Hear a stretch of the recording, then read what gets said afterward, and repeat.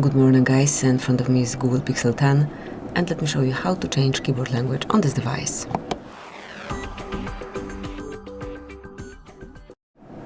So at first, open the settings. Then find and select System, go to Keyboard, select On-Screen Keyboard, mark Gboard on left side of the bar and select Languages. Now tap on Add Keyboard and select the one that you want to use.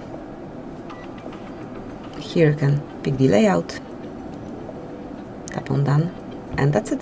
Like, you can stay with all languages or you can remove unnecessary one by tapping on the bin icon. And now let me open a new message or any other area where you can input text. So this is the panel that we need to open.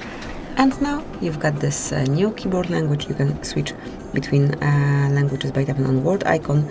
And also from this panel you will be able to change language if you want. The same way.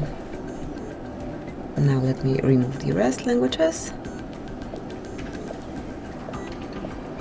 Go back. And as you can see now you've got one language, only this word icon disappeared. So that's it. Thank you for watching.